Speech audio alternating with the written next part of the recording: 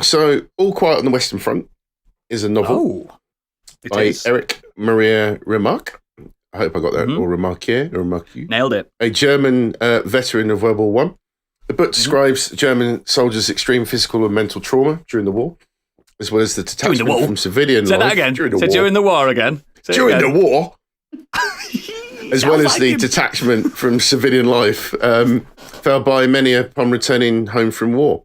So the book has been adapted many times, but recently, as you may already know, All Quiet on the Western Front has now been a movie, 2022, a German epic anti-war film based on the novel. It's directed by Edward Berger. Here we go. It stars Felix Kammerer, Albrecht Schuch, Daniel Brühl, Sebastian Hook, Aaron Hilmer, Edin Hasanovic, and David Streisel. If I got those Nailed right. it. Nailed absolutely every single one. I thought I could have called you Gustav or something then. No, fucking Jesus Christ. You were pure German then, mate. You were pure. I thought, go Nazis. Fucking hell. No, I didn't mean like that. Why'd you have to ruin it? Why'd you have to Can we still not do that? Okay. No, you even lifted your arm up. You're such a dick. It's available on Netflix. But yeah, this movie, wow. So it's set no during... Nazis in that war anyway, really. So just irrelevant. It's set during World War One. It follows the life of an idealistic young German soldier named Paul Baumer. After enlisting in the German army with his friends, Baumer finds himself exposed to the realities of war, shattering his early hopes of becoming a hero as he does his best to survive. The film adds a parallel storyline not found in the book, which follows the armistice negotiations to end the war.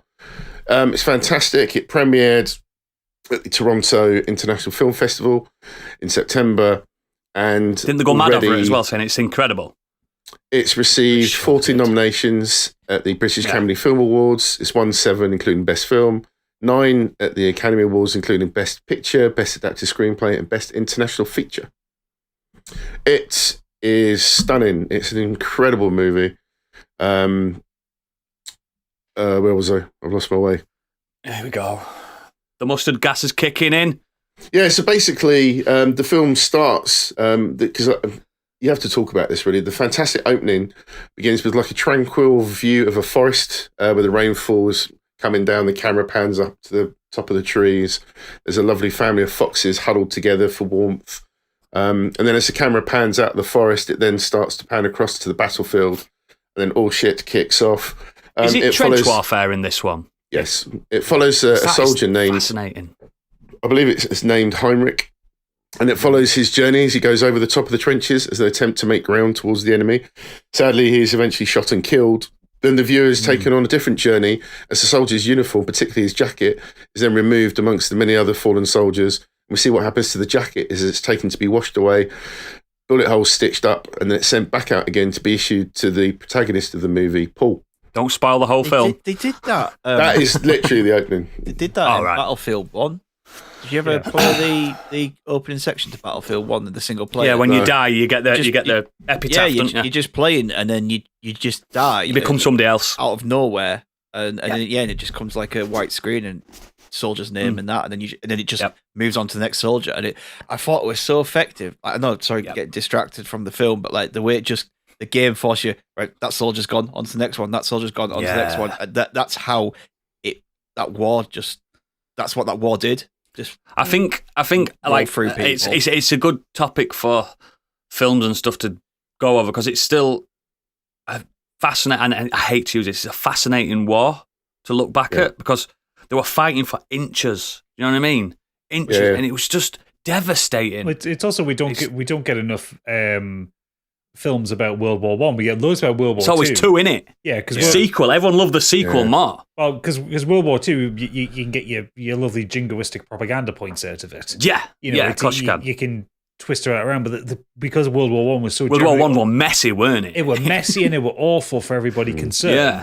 You don't really get many films out of it. Yeah, World War II had a definite bad guy. Like, that's it. That's it. Easiest terms to put it is that war definitely had a baddie that we had to focus on with other people. World War One was just politics, weren't it? Everyone what the fuck is happening here? Fucked up, and that is covered in this movie because, don't get me wrong, it doesn't do anything new in that respect because it still shows the horrors of war, particularly with the rookie kids that you meet at the beginning of the movies. You follow their journey throughout the war. But yeah, you've also got that political side where you've got the generals sitting in their, fancy pants sort of hotel overlooking the war, just basically ordering their soldiers. We've made an to go inch and today, die. sir. That kind of shit, innit? Oh, it's interesting though. Like it's all, like I said, because it's from the German point of view. These films tend to be from an Allied or our side. So it's interesting to get these films from that. I'm really, really looking forward to seeing it. I refuse to watch it in English. I'm going to watch it in German. I did the same. And so I need to find the time when I can sit down and watch it, like, and concentrate on it. The acting, again, I don't know these actors. Daniel Bruhl's in it. He's brilliant in everything he's in. If any of these guys are new, then they're fantastic in their role because they nail the camaraderie between themselves and those that they meet within their ranks. And you are enthralled by their journey, and some of them don't make it. And it's just, it's really heartbreaking. And it just, again, no different to Saving Private Ryan or anything else like that. It shows the brutal side of war. There's a lot of gruesome, brutal death. And it is really sad for what it happened. And the armistice side is really important as well, because at one point in the movie, depending on the French and the German agreeing this sort of armistice to the end, hopefully bring an end to this particular part of the war, because it also shows what happens right near the end of that war. The time scale of them making a decision, how it affects the soldiers on the battlefield. And it was be all and end all, wasn't it? It's it's heart-wrenching. And it's just a very moving movie. It is important not to forget that one, because like we've said, World War II deserves the one, isn't it? All of the awards it's up for, without a doubt. And as you say, it shows the viewpoint of the German side, and it wouldn't really matter which country you put there, because everybody suffered. Nobody wanted to be there, did they? Nobody. Yeah. Brilliant.